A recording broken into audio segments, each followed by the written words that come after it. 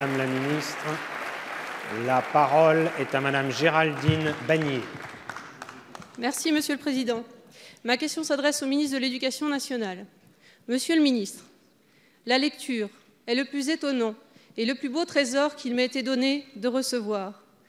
Alors qu'un quart des jeunes de 16 à 25 ans qui ont effectué leur journée défense et citoyenneté maîtrisent mal la lecture, que l'étude PISA révèle année après année les difficultés de compréhension de nos écoliers, il convient de rappeler la clé de réussite indispensable que constitue la maîtrise des mots.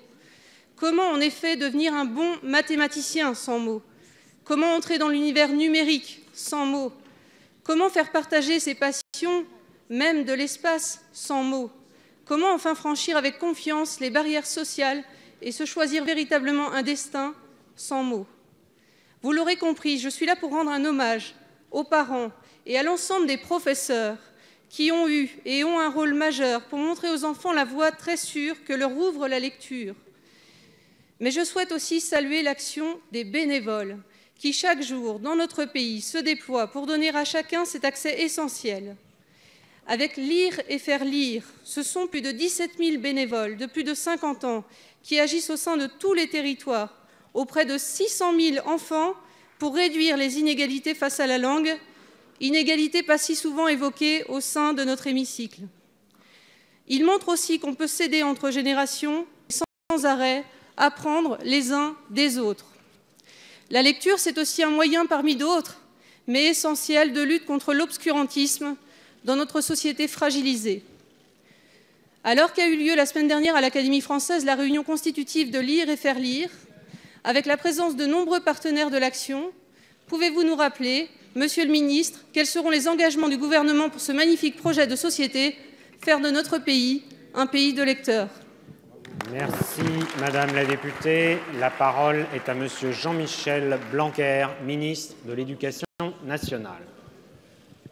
Monsieur le Président, Mesdames et Messieurs les députés, Madame la députée Géraldine Bannier, merci pour cette question extrêmement importante parce qu'en réalité, elle touche à la première de nos priorités.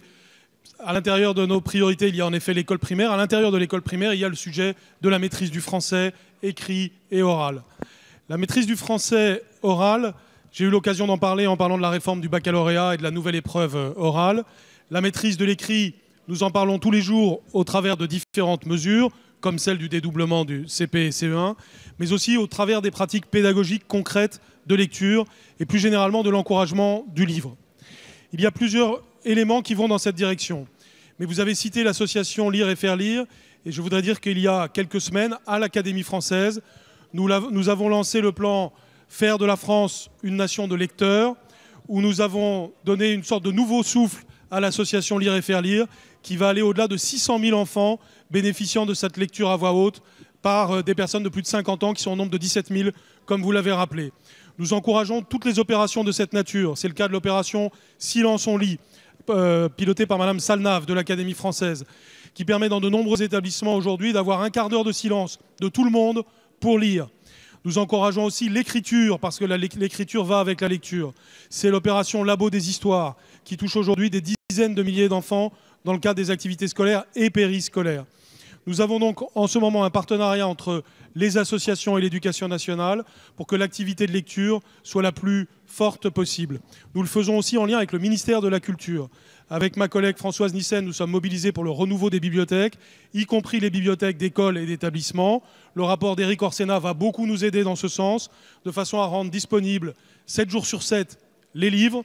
Notre travail avec les éditeurs est aussi très important et nous redistribuerons des Fables de La Fontaine au mois de juin prochain, illustrés par un très grand illustrateur français. Merci. Merci, Monsieur le ministre.